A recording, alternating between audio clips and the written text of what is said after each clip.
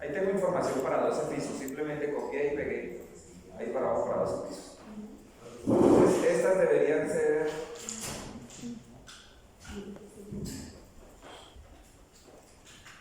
ya, recuerden que teníamos que uno de los X, a ver, para las flechas, miren, uno de los X es este punto y el otro punto va a dar por allá atrás, no sabemos hasta dónde, porque tiene que escalarse. Si la flecha es más grande, representa una fuerza más grande, entonces no sabíamos dónde iniciaba. ¿Sí me hago entender? Por ejemplo, miren que este tiene el mismo punto X final, pero el X inicial deberá ser un poquito más atrás. ¿Sí? Bueno, yo creo que sí.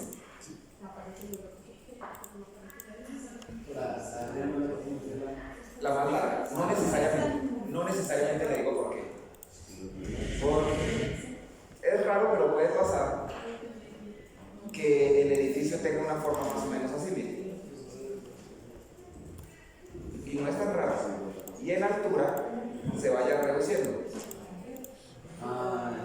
Y como en altura se va reduciendo, la masa de aquí arriba es mucho más pequeña que la masa de abajo. Al multiplicar masa por aceleración, las fuerzas podrían dar algo así. Pequeña, va creciendo, y acá vuelve a disminuir. ¿Sí me van a entender? Puede pasar.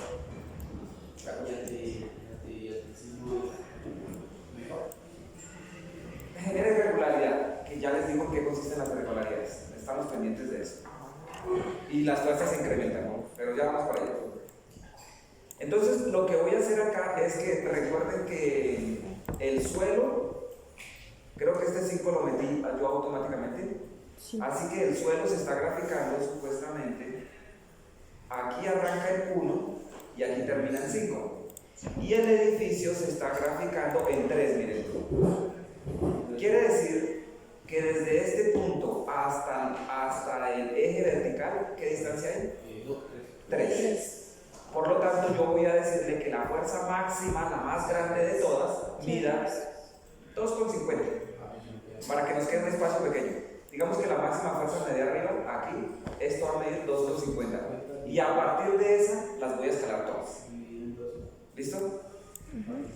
Más o menos. Entonces lo que voy a hacer es decir que 2,50 es igual al máximo de cada una de las fuerzas de entrepiso que haya calculado.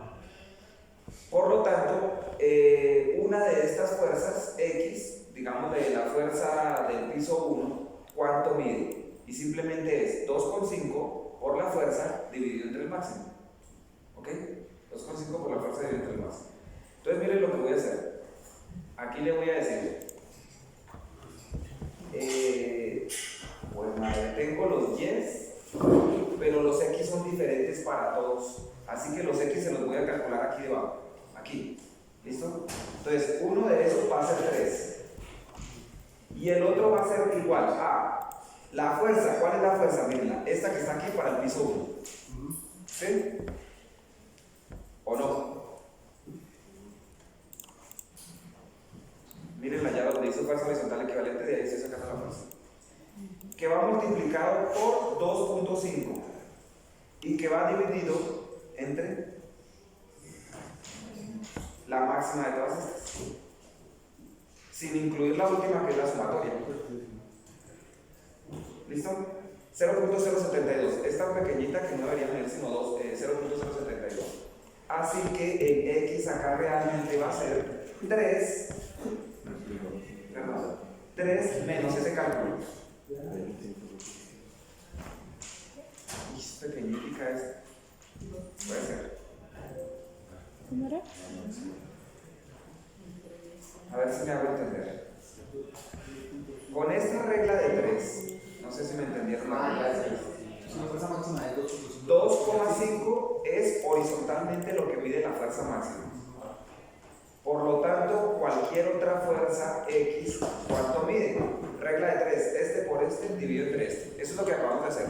Pero eso me da la longitud de la línea. Y como lo que necesito es esta coordenada, yo sé que esta coordenada final es 3. Le resto la longitud de la línea y encontré la coordenada inicial. Y miren que justamente ahí lo que hice fue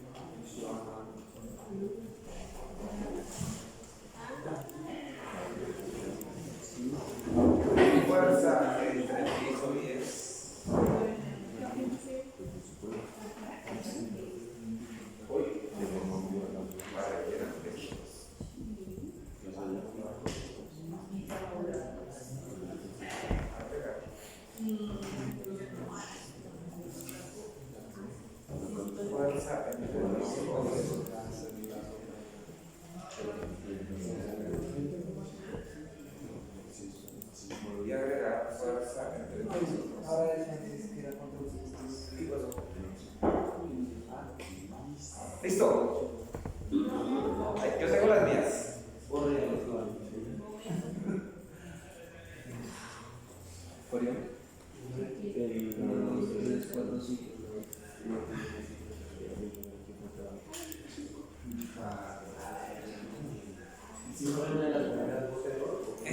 No sé. Acá.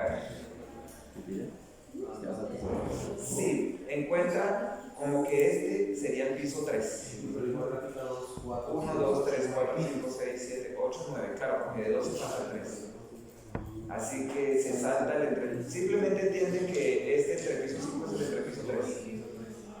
No debería pasar. Sin embargo, si meto ese dato ahí, simplemente debería marcar un error. Yo creo que podríamos generarle que si hay un dato blanco, en blanco, y abajo hay información, genere un error. Todo es posible si no se ha recibido la explicación. Pero sí, claro, hay que ser muy.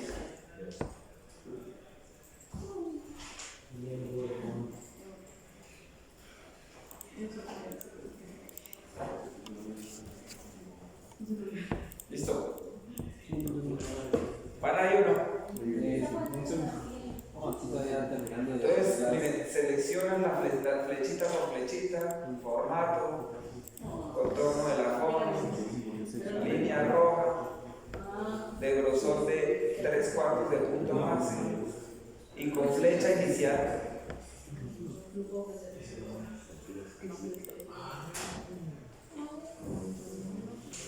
Flecha final. Control 1. Tamaño final de flecha.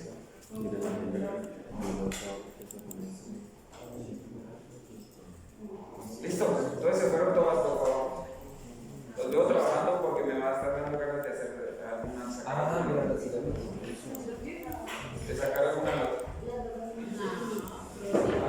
Sí. Señor.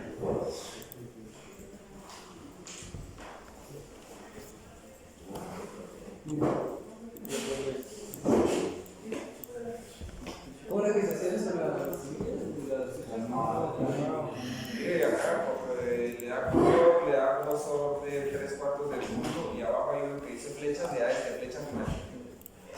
Flecha final.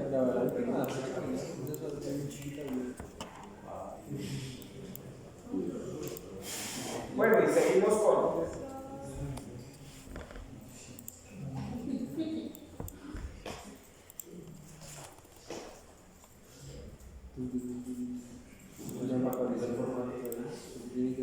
No se deja seleccionar todas. Con cuatro, ¿no?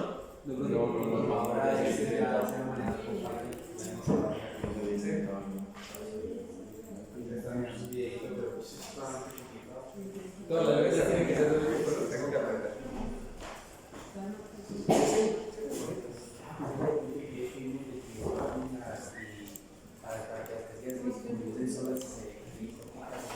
Ah, pues sí se hace aquí, sí, Pero así, pero Python es mucho más complicado porque son líneas de código normal. No debe ser tan complicado, eso nunca aprendes. Pero entonces toca instalar la relación. ¿Sí o no? Sí. ¿Qué trabajo?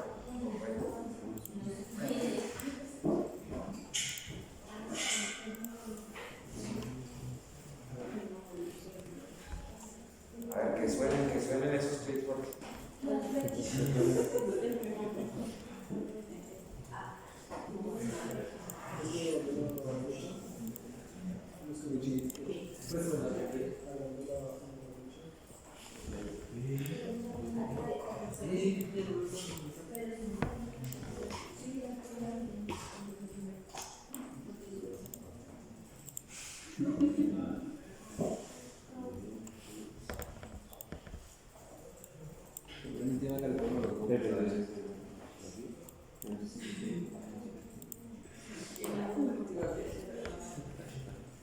Dos tamaños de flechas, ¿no? 3.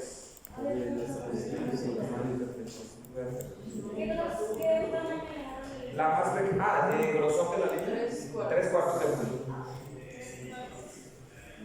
Inclusive por ahí medio punto también puede funcionar.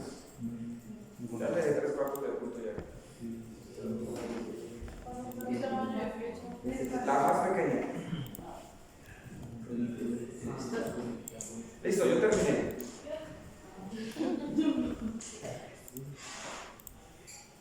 Terminado. Y ahora le vamos a colocar la etiqueta de la fuerza. Entonces seleccionan la línea y seleccionan solo el punto de atrás. Vamos a ver si se deja. Sí, solo el punto de atrás, clic derecho, agregar etiqueta. Muy madre, no. Me quedó adelante.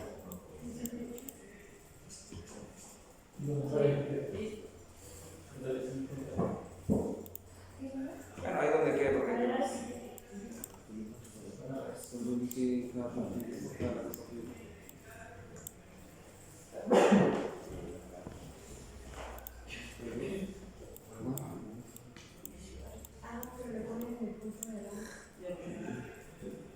importa, no importa.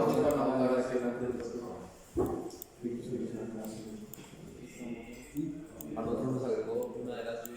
Pues porque seleccionó las dos, tiene que seleccionar solo una. Pero en este momento ya solamente la selecciona y borra la que les dé sobra. Una de atrás. No, porque igual está medio. No.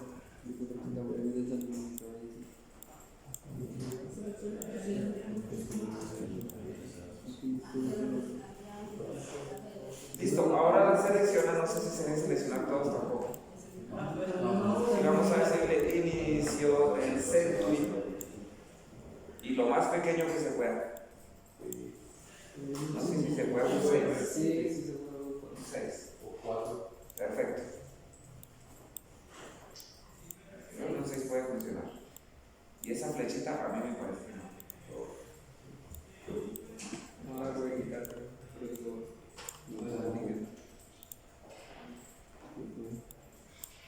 Bueno, la idea es esa, ¿no? ¿Copiar formato no se puede? Ah, sí. No. Solo para hacer. ¿Sabes qué va a poder hacer? Pero creo que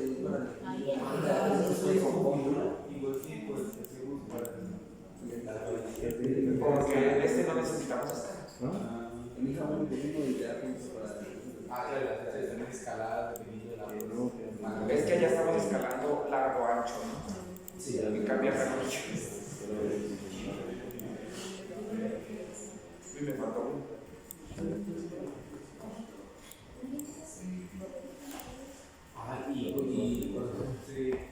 Ahí toca con un máximo de clase. Yo creo que lo va a hacer solo porque ya hemos formulado las 10 para que se fueran a los negativos. Se van a los negativos. Ya lo muestro, verás.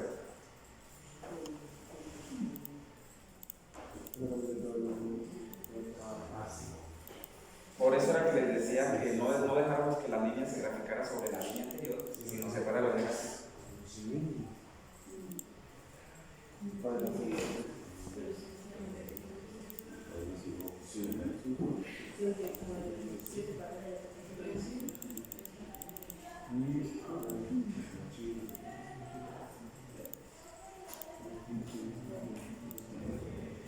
Así ¿Sí se da? Sí. A ver. ahí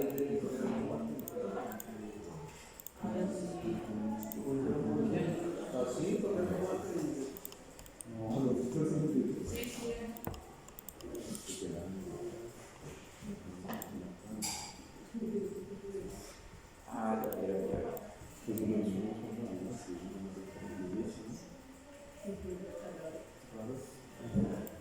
No, pero ahorita sí lo hice. es por lo que está ahí.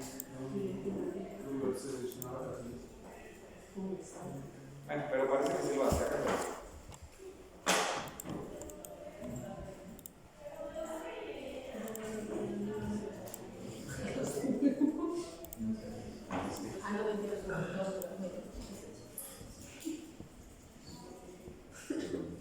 Listo, acabé por mi parte.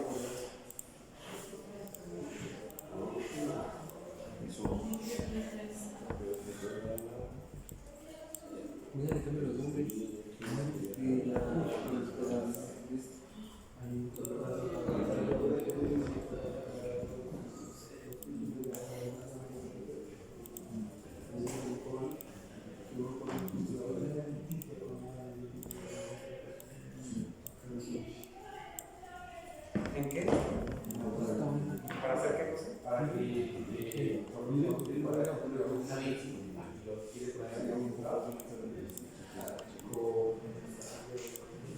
Centrar en todos.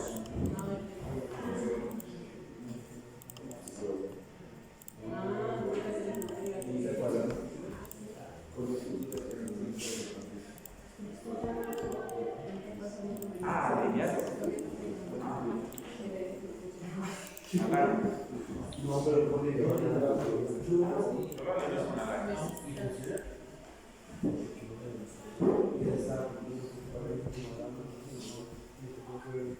Listo, ahora, ¿cuál es la etiqueta que va en cada uno de esos? Otra tarea ahí. Mírenla. Es correcto. Entonces arranca.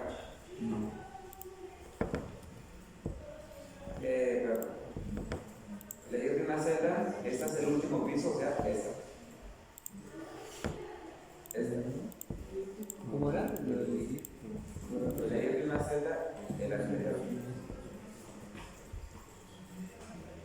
Elegir de una celda,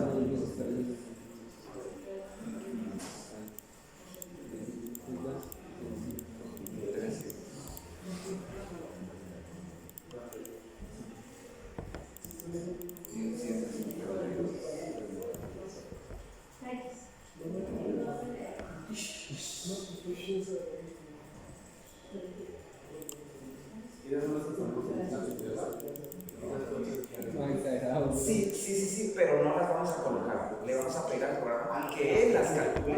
Y lo que yo voy a verificar es que dé lo mismo. Se pueden escachar, pero con un cierto margen de tolerancia. Y la norma es igual. Ambas cosas.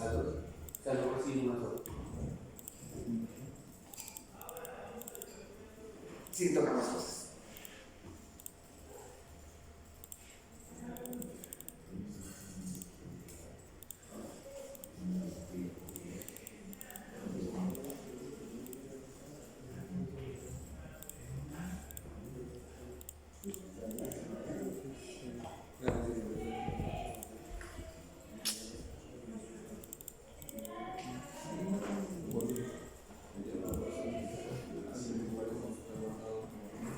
Listo, pareciera que este quedó.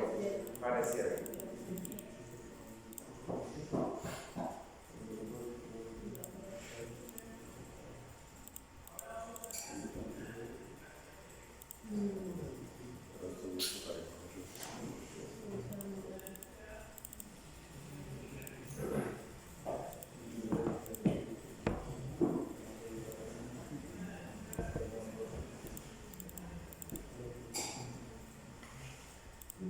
Listo, esto es mío.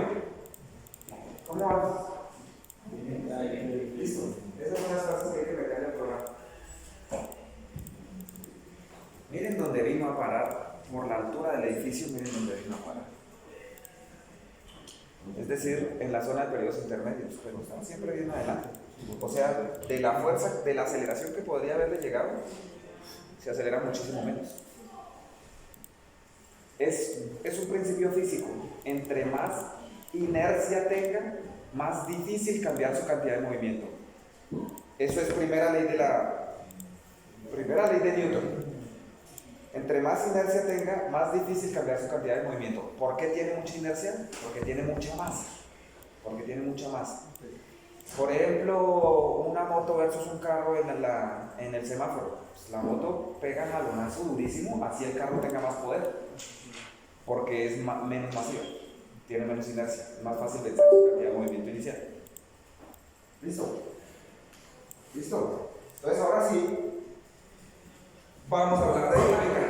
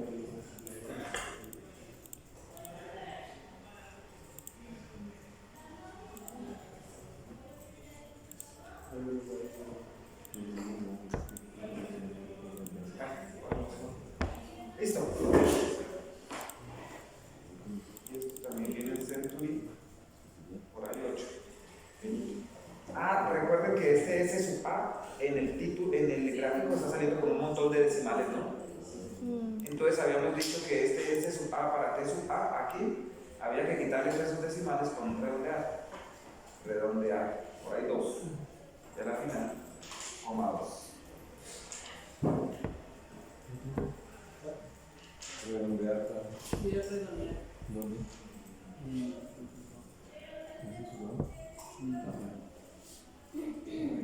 Redondear. Redondear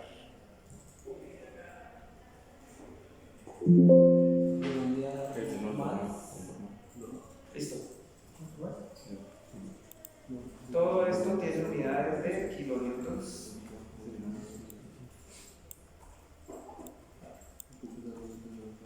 Y como son tan grandes, yo pensaría que el decimal me lo voy a ahorrar.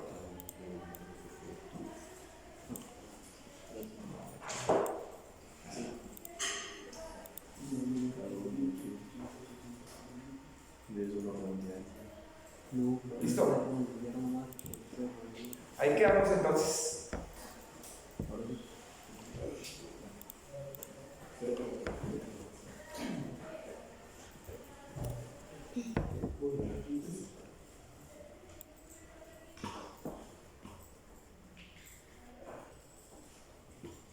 ¿Listo? ¿Podemos seguir ahí? ¿Y quién me deja ver los datos iniciales que tienes, por favor? Los que- Los datos iniciales.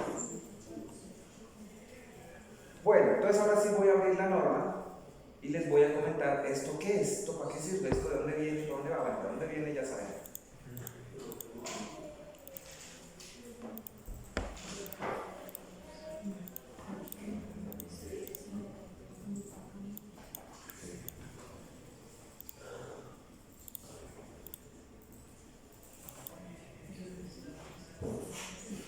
Listo. Ojo con lo que les voy a decir, si quieren apunten, por favor.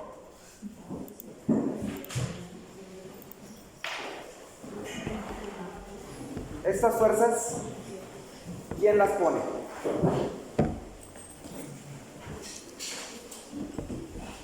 ¿Por qué aparece? Por el sismo. Pregunta, ¿pueden ser más pequeñas? Dependiendo de la magnitud del sismo pueden ser más pequeñas. De hecho, sismos cotidianos pues van a dar fuerzas mucho más pequeñas. ¿Pueden ser más grandes? Con un mayor sismo de mayor magnitud. Es decir, el edificio se nos está quedando diseñado para un sismo que no es el más grande de todos. Este sismo para el que nosotros estamos diseñando es un sismo con un periodo de retorno, supuestamente, de 475 años. Ya les había dicho.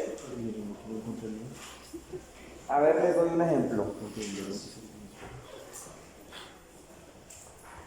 ¿Quién aquí trabaja? Yesid, me sirve de ejemplo. Debido a su trabajo, Yesid, me sirve de ejemplo. ¿Usted cada cuánto tiene? Demos un valor solamente por. ¿Usted cada cuánto tiene 2 millones de pesos en el bolsillo que mi plata porque me acabaron de pagar? Cada mes. 2 meses. No vaya a chicanear. Digamos que cada 2 meses tiene 2 millones en el pesos en el bolsillo que usted diga, me los puedo gastar en lo que se me dé la gana. No son para pagar deudas, no son. Bueno, cada año. No, digamos que cada 2 meses. Usted recibe una plata, no sé de dónde. El tema es, ¿cuál es la probabilidad? Yo no tengo ni la más mínima idea cuándo fue la última vez que usted recibió ese dinero y cuándo se cumplirán los 2 meses para que lo vuelva a tener. No tengo ni la más mínima idea. Pero me pregunto, ¿cuál es la probabilidad de que en un periodo de 2 meses usted tenga 2 millones de pesos en el bolsillo? Pues del 100%. De hecho, no asegura nadie que sea del 100%, pero es un valor alto. Bien, lo mismo pasa con el sismo. En los 475 años no es posible asegurar que vaya a ocurrir. No es posible. Pero es un valor muy alto. Se dice que tiene un periodo de retorno de 475 años. Ahora, si en este momento yo dijera, Yesid, ¿cuál es la probabilidad que en una semana, esta semana, a partir de hoy hasta el domingo, usted tenga los 2 millones de pesos en el bolsillo? Como yo no tengo ni la más mínima idea si esta semana le toca o no, lo que ustedes me pueden decir, uy, no sé, pero la probabilidad es baja, es menos probable. Y si no digo en una semana, sino en 2 semanas, se aumenta. Y si no digo en una semana, sino en 3 días, se disminuye. ¿Me hago entender? Pues entonces hay que traer esto a términos de la vida útil del edificio. Un edificio tiene una vida útil estimada de 50 años.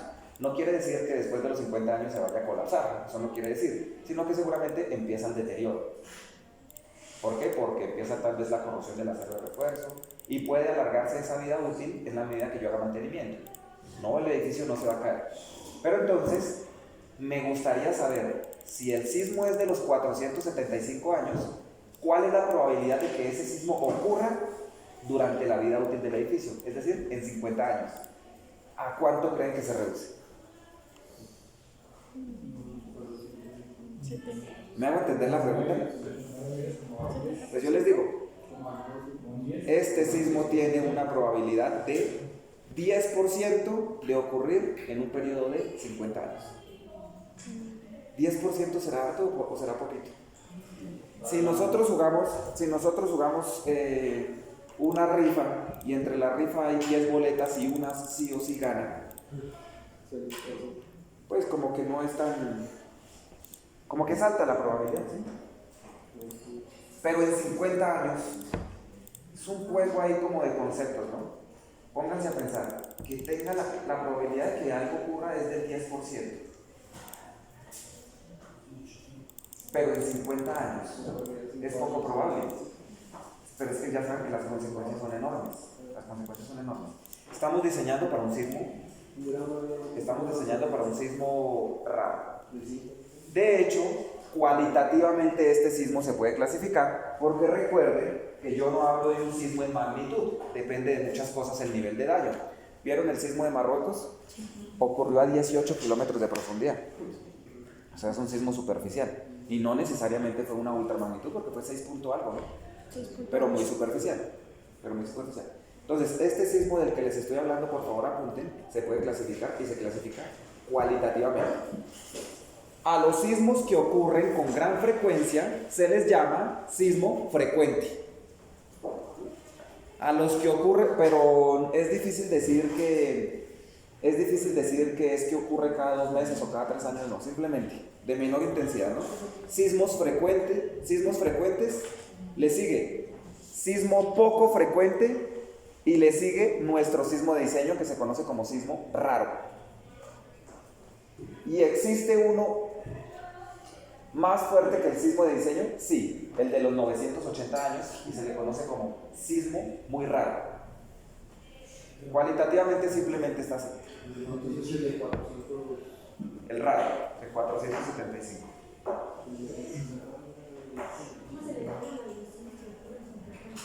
Frecuente, poco frecuente, raro y muy raro. Listo.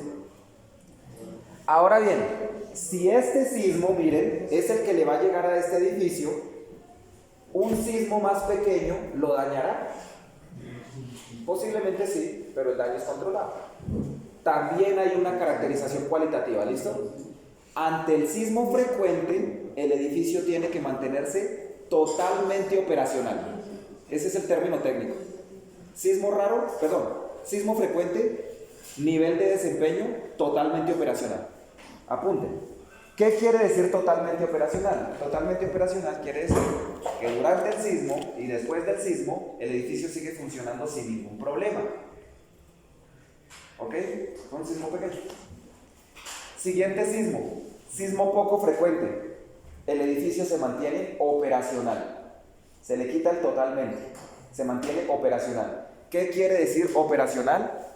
Tal vez empezamos a hacer alguna inspección, tal vez los brigadistas salieron a mirar qué había ocurrido, tal vez alguna ventana se rompió, tal vez alguna mínima fisura apareció, es posible, pero el edificio se mantiene operacional. Es decir, hacemos una inspección y sígame.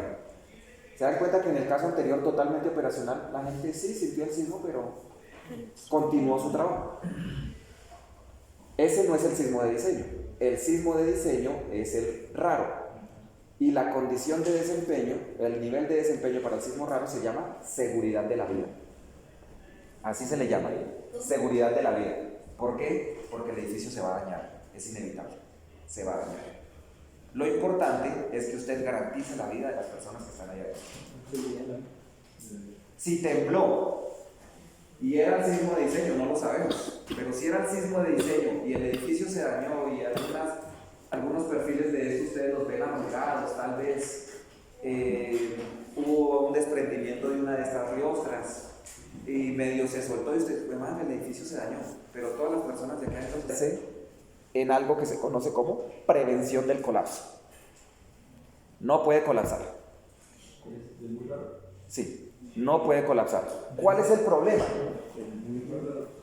Que el daño va a ser difícil de recuperar, o sea, el daño va a ser enorme, pero el edificio no se puede colapsar. A ver si logro hacer una tablita aquí y más o menos les comento. Miren, sería algo así. Entonces, a ver si lo logro hacer. Sismo frecuente, poco frecuente, raro y muy raro. Y aquí viene el nivel de desempeño. Nivel de desempeño. Entonces, para el sismo frecuente, el edificio tiene que mantenerse totalmente operacional. Sí, esperen un segundo, vamos. Hagámoslo aquí, chequeé. Listo, siguiente. Siguiente. Prevención. Prevención del colapso. Entonces, miren, esto me termina dando una línea. Si mi sismo es, a ver esto qué altura tiene, 28 por lo que todo, 30. Miren, si mi sismo tiene, si el sismo que ocurrió es un sismo frecuente, el edificio debe mantenerse completamente operacional. Perfecto. Perfecto. Pero, a ver, ¿cómo se entró esta vuelta? Listo. Totalmente operacional. Si el sismo es poco frecuente, difícilmente se va a mantener totalmente operacional, pero no quiero que se llegue hasta seguridad de la vida, quiero que se mantenga operacional. Si el sismo es raro, se mantiene en seguridad de la vida, y si el sismo es muy raro, se mantiene en prevención del colapso. ¿Dónde no puedo estar? Si el sismo es frecuente,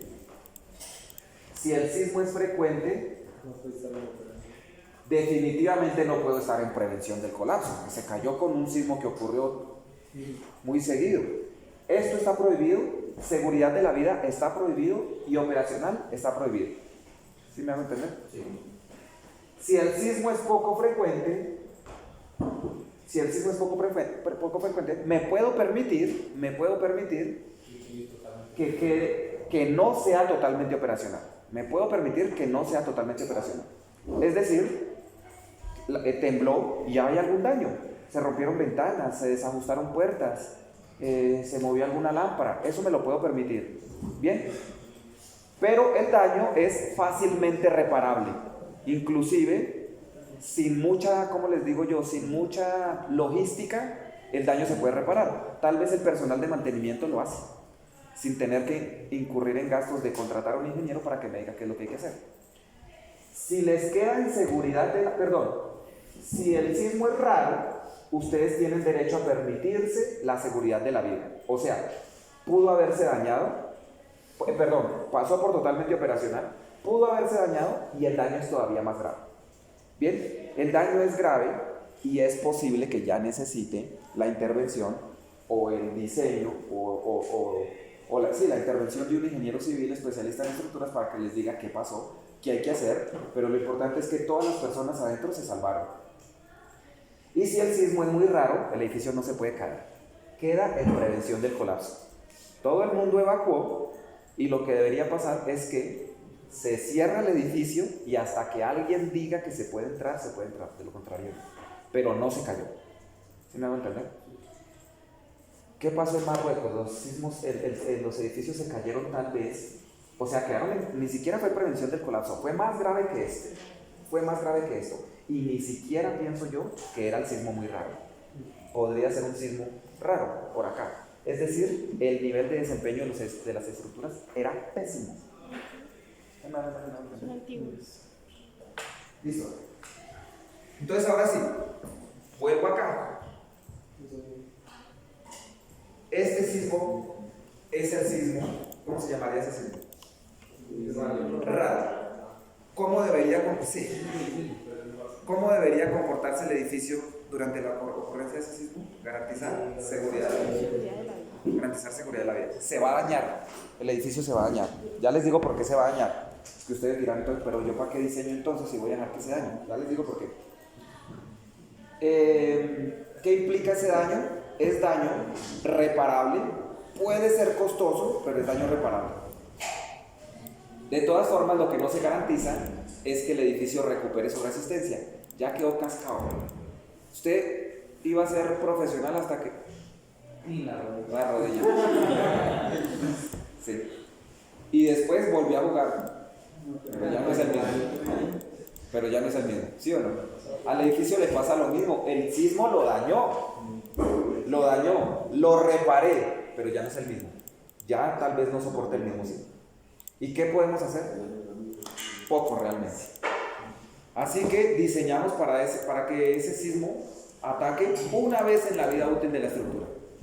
Después el edificio va a perder capacidad. ¿Quisieran ustedes que no fuera así, que el próximo sismo, no importa que sea el mismo, lo soporten? Invéntense algo, porque no hay nada. Bien, o sea, garantizamos un sismo. Y de ahí para abajo es difícil saber exactamente qué va a pasar. Listo, entonces la pregunta es, o más bien la situación es, ya me dijeron ustedes que este sismo podría ser más grande. No me importa si ese sismo es más grande y ocurre. El edificio se va a dañar, definitivamente se va a dañar, lo importante es que no se colapse. Si es más pequeño, ya saben lo que debería ocurrir. Entonces miren, ¿qué pasaría si yo diseño para un sismo que tenga que me traiga para el piso 12 2074 kilonewtons, 1831, 1598, bla bla bla bla bla bla? ¿Qué pasa si diseño para ese sismo? Garantizo que si el sismo es frecuente, totalmente operacional, que si es poco frecuente, operacional, que si es raro, seguridad de la... Garantizo lo que les acabo de decir. ¿Qué pasa si diseño para un sismo más pequeño que este? Ya no hay garantía. Pues voy a diseñar para un sismo más pequeño que esto, y en este momento voy a meter un machetazo. Necesito que me presten atención porque se mete el machetazo. ¿Listo? A estas fuerzas que están acá, yo voy a decir, les puedo comprobar que si yo diseño para esas fuerzas, lo podemos hacer cuando lo estemos modelando en el ETAPS. La cantidad de acero que piden esas vigas y esas columnas es enorme, es terriblemente mucho, exageradísimo, sobre todo acortando. Dan flejes cada 3 centímetros de media pulgada. Estoy exagerando tal vez un poquito, pero da muchísimo. Entonces me voy a permitir meter un machetazo. ¿Cuál es ese machetazo? Pues así. Le meto un machetazo por acá y vuelvo las fuerzas más corticas. Y de los 2074 voy a atrever a darle un valor. Voy a diseñar para 1000 o menos inclusive. Y el edificio que ha diseñado, la cantidad de acero que queda por dentro de los elementos, vigas, columnas, zapatas inclusive, no es para soportar 2074, soporta menos. Sin embargo, el sismo de diseño va a traer 2074. ¿Qué hago con el exceso? Porque es un machetazo en el papel.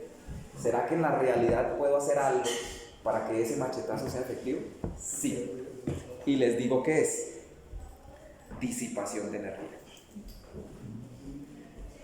¿Quién disipa la energía? El acero. Afortunadamente el acero es amigo. ¿Y cómo disipa la energía? A ver, yo les doy un ejemplo. Voy a empezar con este ejemplo a ver si me hago entender. El edificio es esta mesa. Yo soy el sismo y empecé a meter los 2074 que están allá. Empecé 1, 2, 3, 400, 200, 300, 400, 500, 600 y en algún momento se empezó a mover. El edificio no es el que se está moviendo, pero sí algo está disipando energía internamente. ¿Listo? Y en la medida que el edificio, la mesa se empieza a mover, quiere decir que se rompió la fricción estática y yo necesité una fuerza, acumular una fuerza para empezar a moverla, pero después de que se rompió la fricción estática, la fuerza se hace constante, no sigue subiendo. ¿Por qué? Porque en la medida que alguien quiere empujar, él se quita. ¿Sí me hago entender? ¿Quién es el que se quita? El acero. ¿Y por qué? Porque se plastifica. Es decir, mientras el acero está en el rango plástico, es una línea recta y empieza, sube, y la fuerza sísmica está entrando al edificio. Pero cuando llega a este punto, el acero se plastifica y el acero se empieza a deformar. Y el sismo quiere meter esa fuerza, pero el acero es como que se le quita. ¿Sí me hago entender? El acero disipa energía. Disipa energía porque tiene la capacidad de incursionar en el rango plástico, mientras que el concreto no. El concreto, su falla es frágil. ¿Qué tenemos que garantizar entonces? Que el lugar por donde se vaya a dañar este edificio, sí o sí, garantice una falla dúctil. Y para garantizar una falla dúctil, lo primero que tengo que hacer es garantizar que falle el acero dentro del concreto, más no el concreto. Pero no es lo único. ¿Qué otra cosa tengo que garantizar? Que se dañen las vigas, más no las columnas. Que se dañen las columnas antes que las zapatas. ¿Sí? Entonces yo me voy a meter un machetazo por acá. ¿Por qué? Con el compromiso de que la energía para la cual no estoy diseñando se disipe. Así que va a haber un montón de criterios que tengo que ser fiel seguidor de la NSR10 para lograr disipar esa energía. Y empezamos a ver de hacer eso. ¿Listo? Listo, pues entonces dice, vienen a NSR10 y se vienen al título A3, finales del A3, ya les digo qué tabla es.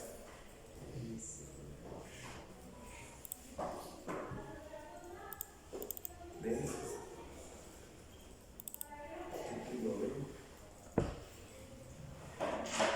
Título A12. Título A3, aquí, tabla A3 raya 4.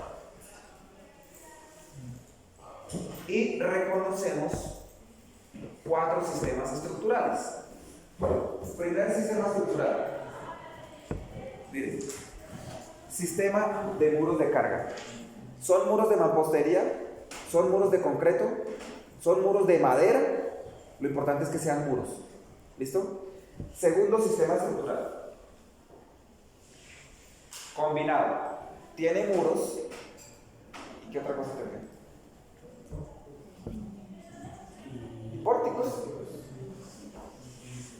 Pórticos. Tercer sistema. Esta es la misma tabla a continuación. Tercer sistema, pórticos. Y cuarto sistema, dual. El sistema combinado tiene pórticos y tiene muros. Y el sistema dual tiene muros y pórticos. ¿Será lo mismo exactamente? No. En el sistema dual, los muros toman más protagonismo que en el sistema combinado. Los muros se llevan más fuerza sísmica. ¿Cuánto? Ya vamos a ver cuánto. Pero en el sistema dual se comporta mejor porque se le encarga las deformaciones, se le encargan las cargas laterales, se le encargan a los muros y los muros tienen mejor desempeño. Por lo tanto, cambia, ¿listo? Pero finalmente son muros y pórticos. Empecemos con este de pórticos, por ejemplo. Entonces les dicen, este factorcito chiquitico que está acá es de lo más importante. Les puede salir en el ECAES quizá, o si algún día alguien les pregunta, bueno, ¿cuál sería el R sub 0? Deben saber de dónde sale y a qué se debe. Este factor de acá se llama coeficiente de disipación de energía. Y entre más alto sea, más energía disipa el edificio y por lo tanto mejor desempeño estructural va a tener. Miremos que hay R's pequeñitos por aquí de 1.5, como hay R's enormes de 7. Este 7 quiere decir que el machetazo que voy a pegar no es por la mitad, lo voy a dividir en 7. Y al dividirlo en 7 de los 2000 y punta que tenía, ya no me quedan 100. Poquitico, ¿ok? Pero lo puedo hacer siempre y cuando el edificio sea muy bueno disipando energía. ¿Cómo sé que mi edificio es muy bueno disipando energía? Pues porque esto ya está más que estudiado a lo largo del mundo. Sin embargo, se sigue estudiando porque hay mucha incertidumbre. Bien, ¿qué sistema estructural tiene una capacidad tan buena de disipar energía? Pues pórticos de concreto con condición especial de disipar energía. ¿Recuerdan la condición especial el semestre pasado? Donde hablábamos que pide un montonón de estribos y más cosas que hay que ver, muchas más cosas. Pero si se trata de pórticos y tienen capacidad especial de disipar energía, R vale 7. Si son pórticos de acero con capacidad especial de disipar energía, R vale 7. Si son mixtos, es decir, concreto y acero, pero con capacidad especial de disipar energía, miren, sigue siendo DES, vale 7. Y si son de cerchas, de acero con cerchas dúctiles, ya saben qué son las cerchas, ¿no? O sea, ¿saben lo que es una cercha? Una armadura, o sea, construidos por elementos que están sometidos a tensiones y compresiones, más no a flexión. En cambio, miren un pórtico normal. Por acá, esto es de por acá. ¿Qué dice? Es colocar este R sub 0 como dato de entrada y que las fuerzas se disminuyan y vuelvo y la gráfico. Miren lo que va a pasar. Vienen acá, se dice, por aquí en algún dato de entrada, miren que aquí decía R, porque este no es. Voy a colocar aquí. Puede ser acá. Aquí voy a colocar un R. Y aquí me quedó una lista desplegada. Entonces aquí voy a colocar R sub 0. Supongamos que mi R sub 0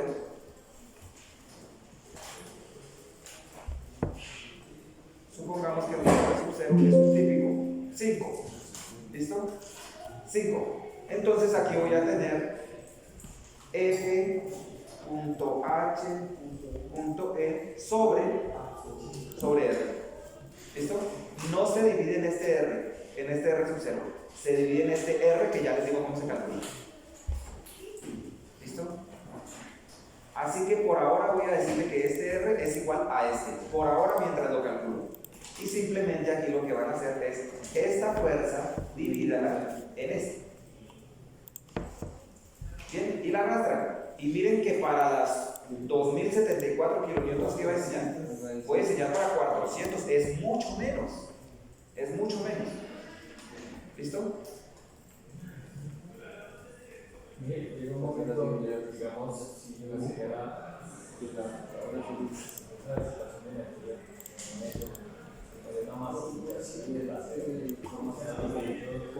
hago una conversión de constructivamente en un diálogo y me vaya a hacer la construcción de una red. Igual el acero sería costosísima también.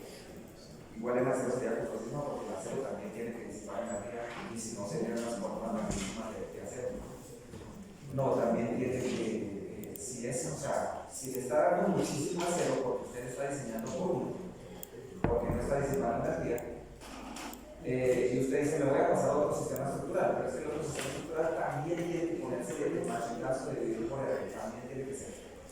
Si usted no está dividiendo en un R grande, sino lo está dejando en 1, y usted le está diciendo que el proyecto se le está haciendo inviable, seguramente se le está haciendo inviable porque es muy alto, porque es muy pesado y porque no disipa energía. Entonces seguramente lo que hay que solucionar es reduzcan su edificio. O simplemente ese sistema, como la vamos a decir, no le va a permitir construir un edificio de edificio, no va a poder hacer. Entonces más o menos todo se acomoda. Pese a que usted no está dividiendo entre un valor grande, sino está dividiendo en un porcentaje grande lo mismo, es porque está haciendo un proyecto que se lo permite. ¿Listo? Entonces ahora vamos a calcular el R. Ojo todos porque este R sub 0 es el coeficiente de disipación de energía. ¿Y de qué depende? Del sistema estructural, María Fernanda. Muy bien. Ahora bien, ¿cómo se calcula el R? ¿Cómo se calcula el R? El R se calcula de la siguiente forma. R es igual al R sub 0 que ya calculamos, multiplicado por un factor phi sub A, phi sub B y phi sub R, que ya les voy a decir de qué depende. ¿Listo? Pero vamos a insertarlos acá. Insertar símbolos, phi sub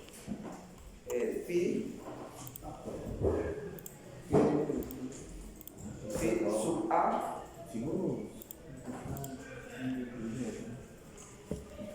phi sub B y phi sub R. Perdón, phi sub P.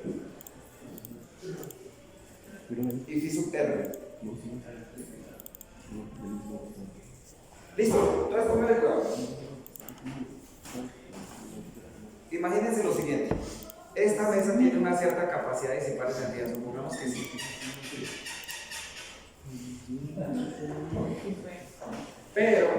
Pero, si al arquitecto se le da por decir que aquí le deja dos patas y allá le deja solo una, la mesa se sostiene porque la pata ya se la colocó en la mitad. Sí, pero dependiendo como el edificio se esté tratando de mover, las condiciones están empeorando. A eso se le conoce como irregularidad. El edificio puede ser irregular. A nosotros los ingenieros nos gustaría que el edificio fuera un cajón una caja de bocadillos ahí, puestecitos así como. Pero al arquitecto se le ocurren cosas. Y a la final ya les he dicho lo que vende la arquitectura, pues toca tratar de acomodarse.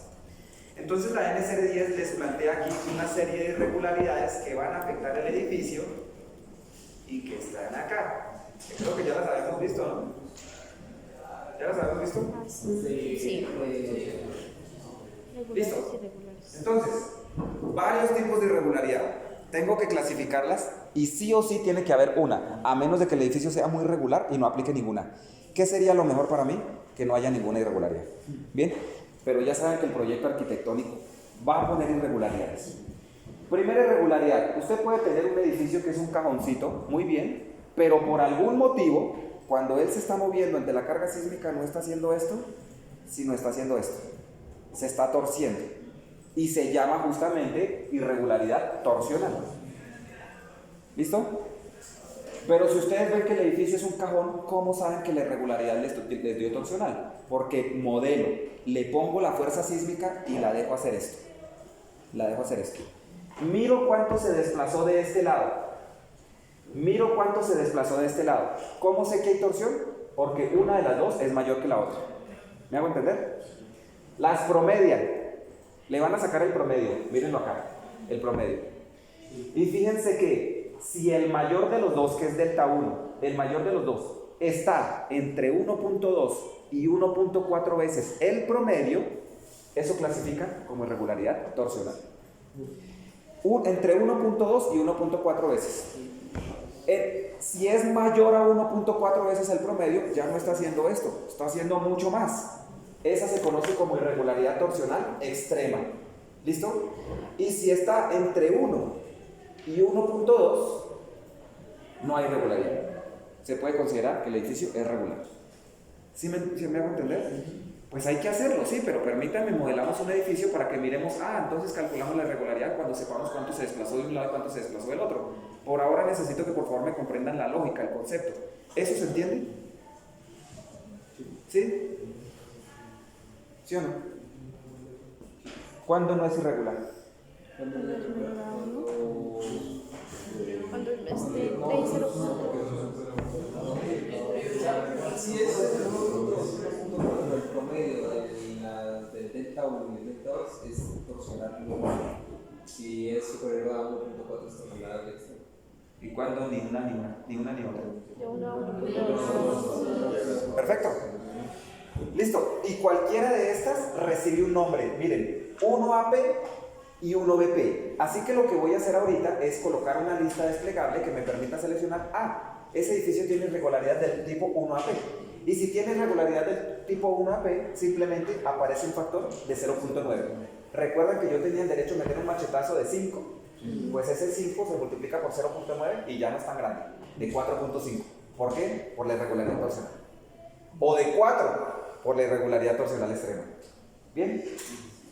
¿Puede tener las ambas? En este caso esas dos, no, pues si ya se pasó a extrema ya olvídese de la torsional. Siguiente, retrocesos en las esquinas. ¿Esto puede pasar? Sí. Este simplemente tiene que verse. Les están diciendo que A por C me da un área y B por D me da otro valor de área. ¿Listo? Porque creo que acá no es necesario. No, miren, este está más sencillo. Simplemente, si esta distancia supera el 15% de esa longitud y esta distancia supera el 15% de esta longitud, ese retroceso en las esquinas se considera irregularidad de tipo 2P. 2P. ¿Listo? La norma dice algo, acá dice I. Así que si ustedes tienen un cajoncito muy metido hacia allá y cumple, pero hacia allá no cumple, déjenlo como que no es irregular. Porque dice I. Pues yo hago caso. Siguiente irregularidad.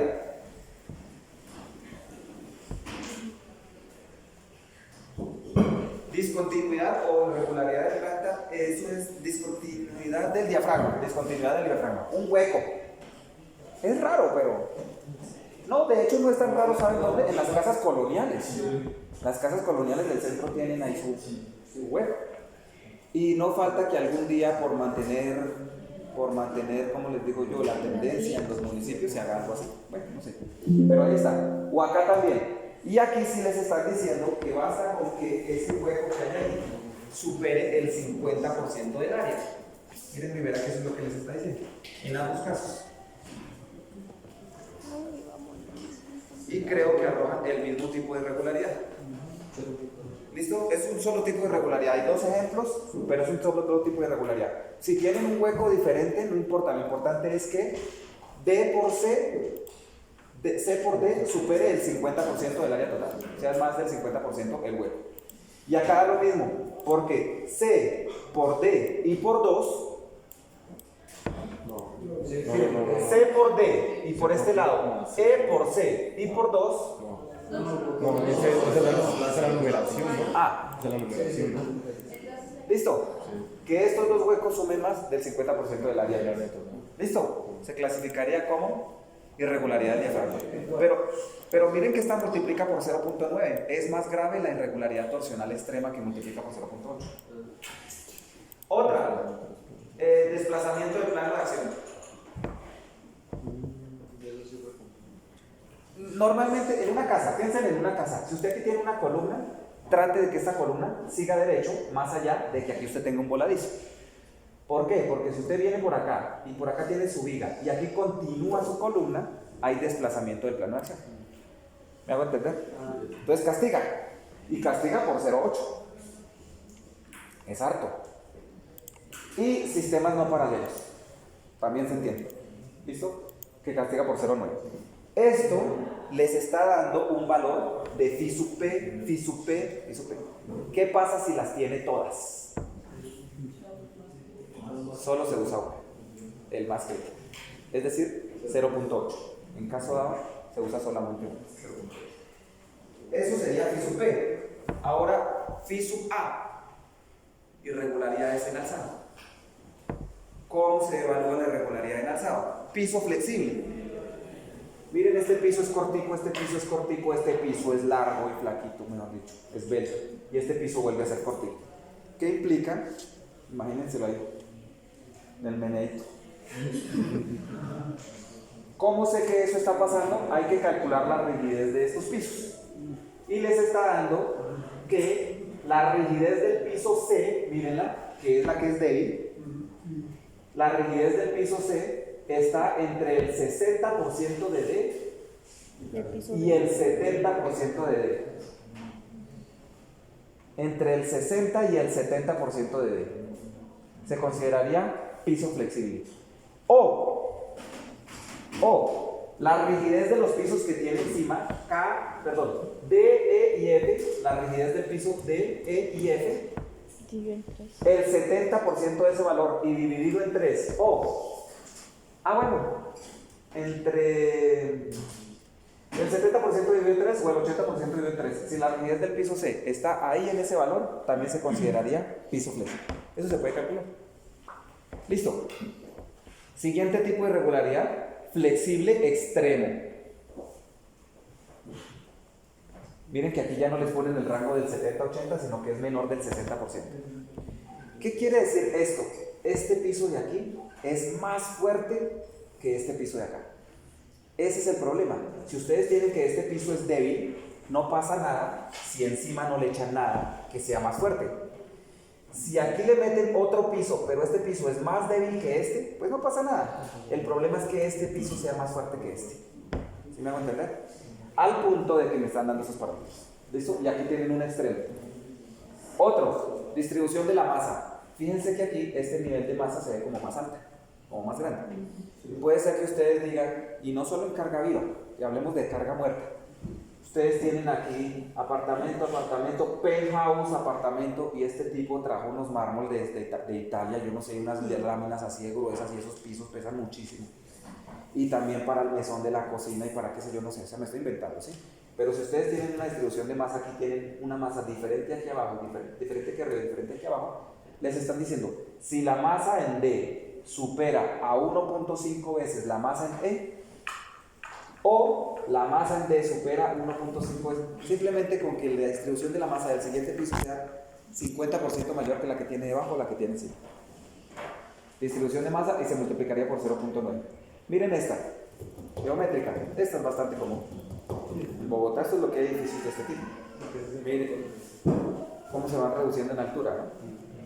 ¿Listo? Y les dicen simplemente que si A, que es la base total del edificio, supera en 1.3 veces a este valor de acá, castigue. Todo esto que está generando, que no sea un cajoncito en boca de ellos vibrando, sino que sean estructuras que pueden tener una dinámica estructural complicada y por lo tanto les hacen creer, no van a ser tan buenos disipando energía, reduzca ese factor R. Bien. Después de que ustedes hayan clasificado el edificio en uno de estos sistemas, ya tienen phi sub A y phi sub P. ¿Cuál falta? El phi sub R se conoce como coeficiente de falta de redundancia. ¿Alguien sabe qué significa redundancia? Algo repetitivo, algo que se sobreentiende, algo que... Pero para que lo busco por aquí, a ver dónde está explicado. Sí, subir para arriba.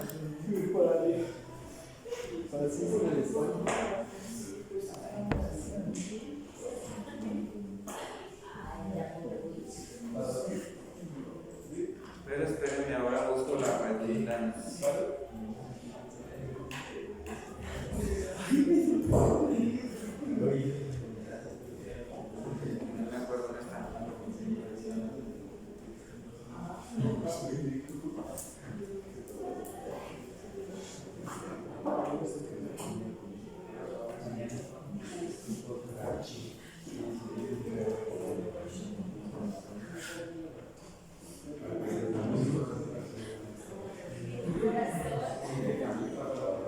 Acá está, ausencia de redundancia.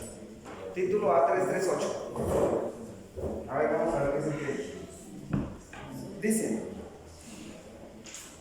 debe asignarse un factor de reducción de resistencia por ausencia de redundancia en el sistema estructural de resistencia sísmica phi sub R en las dos direcciones principales en planta de la siguiente manera.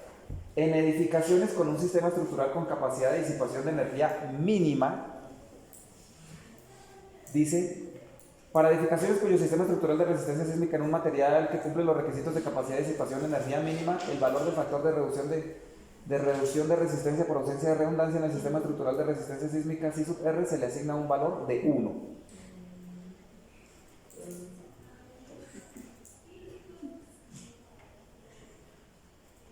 ¿Qué quiere decir que sea 1?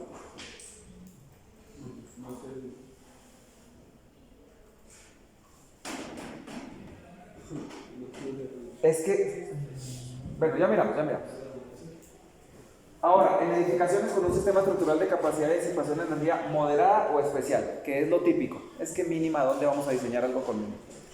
Pero moderada o especial, puede ser 1 o 0.75, y acá dice,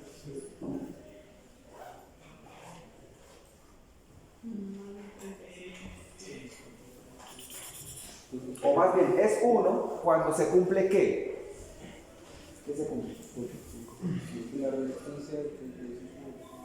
Dice, para edificaciones cuyo sistema estructural es de un material, que cumple con los requisitos de capacidad de disipación de energía moderada o especial, el valor de factor de reducción de resistencia por ausencia de redundancia en el sistema estructural de resistencia sísmica se puede asignar igual a 1 cuando todos los pisos que resistan más del 35% del portante basal en la dirección bajo estudio del sistema estructural de resistencia cumplan las siguientes condiciones. Esto es una mamera y esto ni se entiende. Al final el último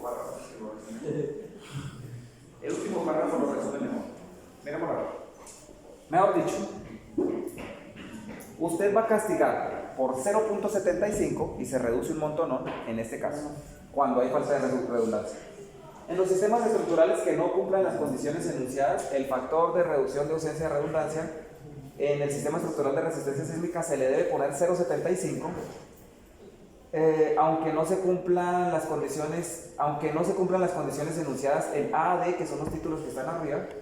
El factor de reducción de resistencia por ausencia de redundancia en el sistema estructural de resistencia sísmica se le debe asignar el valor igual a 1 si todos los pisos que resisten más del 35% del portante en la base bajo estudio del sistema estructural de resistencia sísmica sean regulares en planta y tengan al menos 2 vanos compuestos por elementos que sean parte del sistema estructural de resistencia sísmica. Ya, entonces me explico.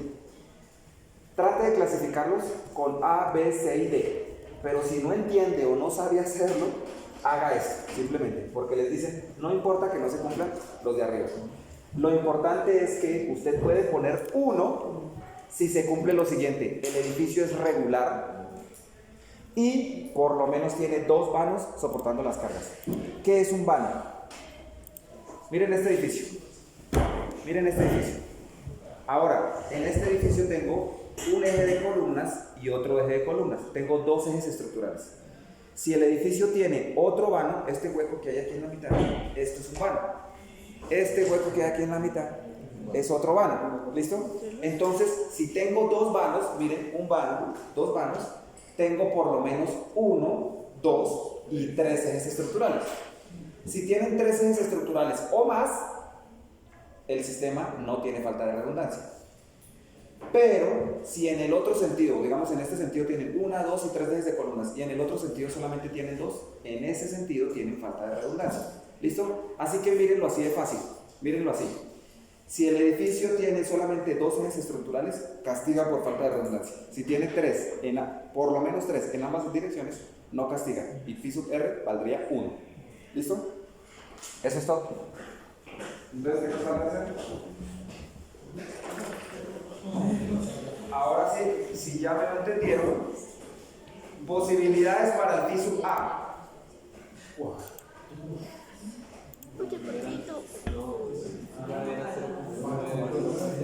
Sí, pero lo vamos a hacer de la siguiente manera. Miren, el phi sub a es este que está acá. Así que podemos tener 1AA, 1BA, 2A. Esos son los que queremos colocar, ¿listo?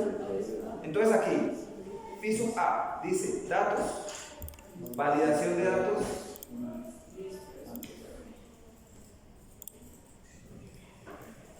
de una lista desplegable. Empieza, primera posibilidad, 1AA, 1AA, coma. No, para mi caso es coma. El que le sigue es 1BA, 1BA, coma.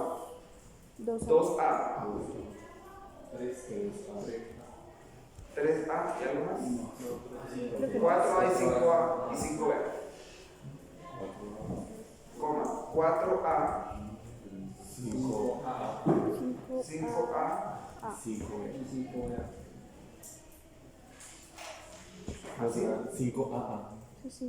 5A, 5B. Y 5B. ¿Listo? Eso es todo. ¿Ok? Aceptar. Entonces simplemente seleccionen una. Ya identificando de qué se trata, seleccionen una. Phi sub P. 1AP, 1BP. Empieza. 1AP, 1BP,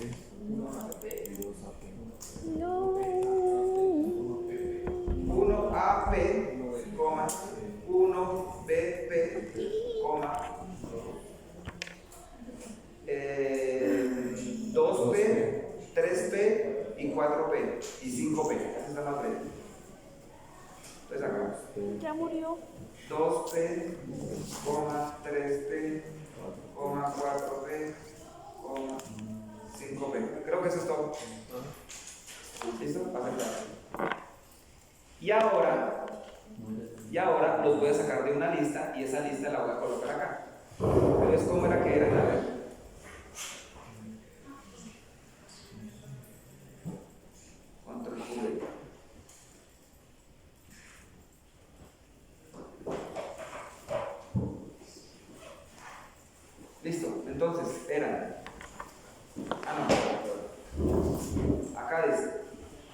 1AP, 1BP, 2P, 3P, 4P y 5P. Listo. Y por favor los valores. Entonces creo que este primero es de 0.8. No, 0.9, 0.8. Siguiente 0.9, 0.9, 0.9, 0.9, 0.8 y el último es 0.9. Listo, ahí está la tabla para que la copien. Estos son irregularidades en planta, por eso es la P. Ahora vamos con irregularidades en alzado. 1A, 1BA. Y la siguiente es como 2A, 3A, 4A y el 5 es el que cambia.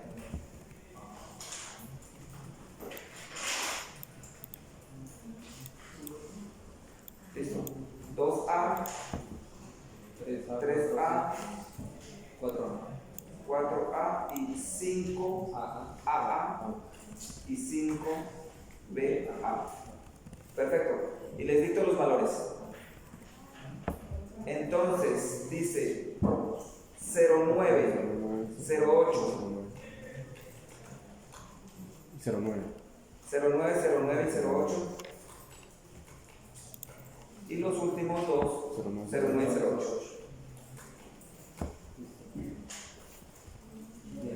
Perfecto, así que aquí lo único que tienen que hacer es escoger una de estas, por ejemplo esta. Y aquí escoger una de estas, por ejemplo. Aquí no he creado la lista de pegar.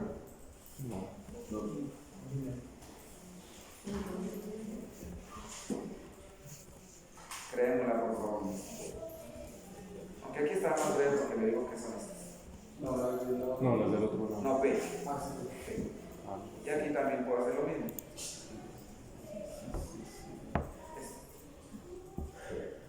Listo. Y aquí le vamos a decir, simplemente seleccionan esta y seleccionan una de estas y el R se modifica. Ah, ¿y esto tiene falta de redundancia? ¿Sí o no? ¿Sí o no? Así que se le pone una lista desplegable que puede permitirme o un 1 o un 0.75. Digámosle que no tiene falta de, que no tiene falta de redundancia. Y aquí me daría que esto es igual, ahora sí, al R sub 0 que ya tenía, que va multiplicado por buscar vertical, esta irregularidad del tipo 1AA en esta matriz, coma 2,0 por buscar vertical, esta irregularidad del tipo 1AP, en esta matriz, 2,0 por este coeficiente de falta de redundancia. ¿Listo? Y miren que mis fuerzas para diseñar van a ser 4.05 veces menores que las fuerzas que efectivamente trae el sistema.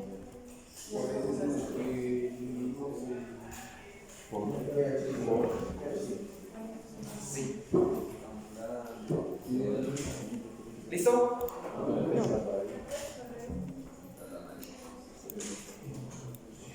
¿A dónde?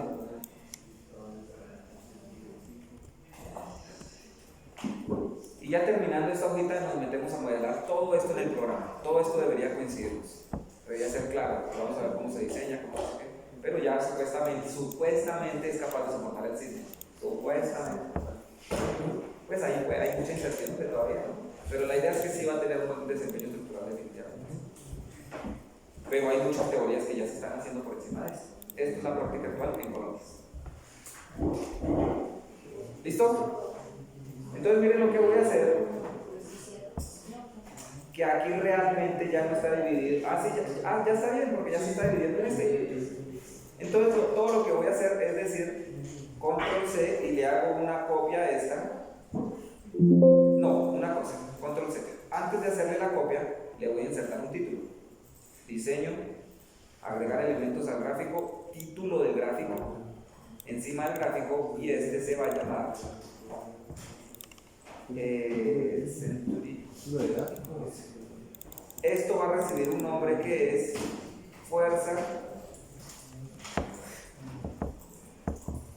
horizontal equivalente para el control de derivas. Y me explico de una vez.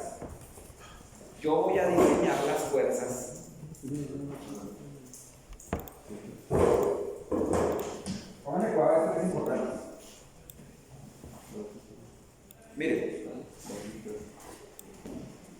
el acero que viene por dentro de estas columnas y el acero que viene por dentro de estas vigas no se va a diseñar con esta fuerza.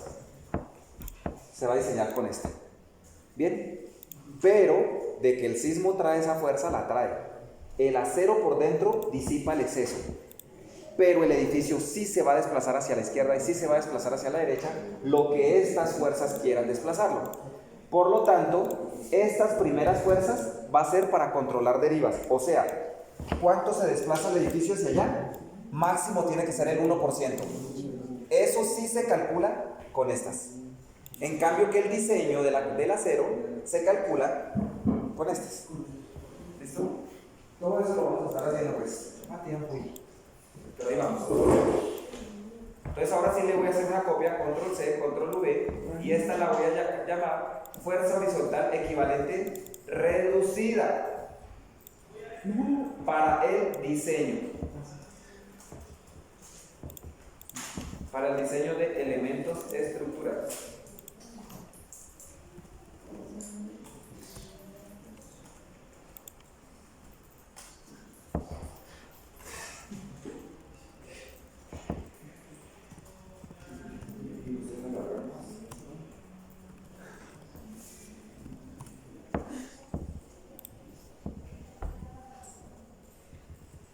Voy a hacer una cosa. Fíjense que aquí donde empecé a graficar había dicho que el suelo lo arrancaba en 1 y en 4.2, dividámoslo acá no en 10, sino en 20. Para que el dibujo baje, en 25 inclusive. Para que el dibujo baje y me dé más espacio para meter el título. ¿Sí? ¿Listo? Y lo único que van a hacer, por favor, miren, es que, fíjense esto, selecciono aquí, elegir de una celda, y ahora viene es la del último piso, pero aquí, aquí, y las corrigen todas, por favor.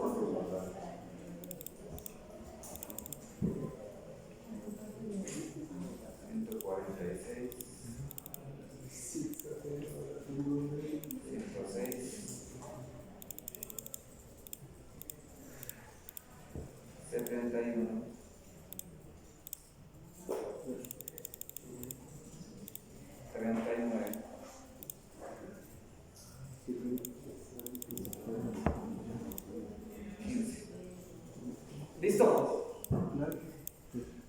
¿Cuáles me faltan? ¿Qué fuerzas me faltan? Si ya tengo las del control de derivas y las del diseño, ¿cuáles me faltan?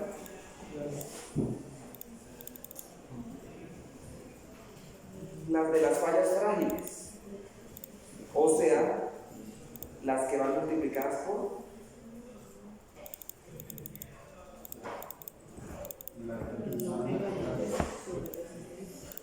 ¿sí? ¿Vamos a multiplicar por el factor de sobreresistencia? Así que me falta el factor de sobreresistencia. Dato de entrada. Como ya no cabe por ahí, dejémoslo por aquí mientras tanto. A ver. Insertar símbolo, omega,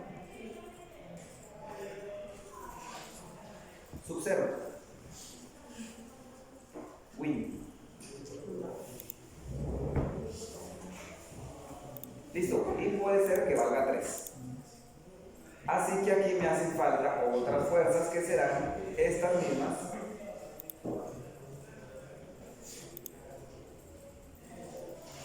Pero van adicionalmente multiplicadas por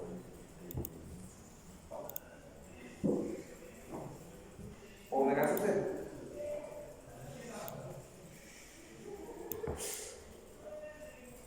¿Listo? Y simplemente es igual a estas que ya tenía por omega sub 0.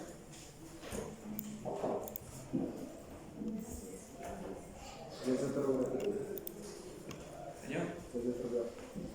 Y es otro gráfico.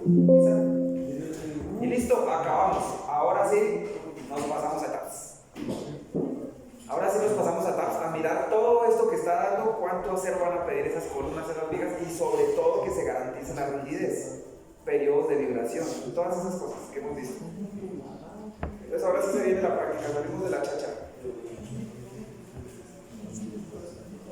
Pero me hacen el favor de sacar una cosa, pues, y guardamos todo. Todo, absolutamente todo.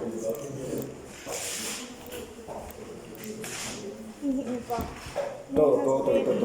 La tabla que hiciste para I sub A y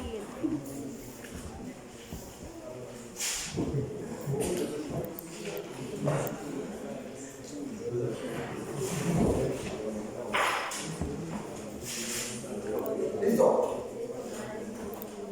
Cerramos computador, guardamos un cuaderno, una pregunta súper sencilla. ¿Sabe o no sabe?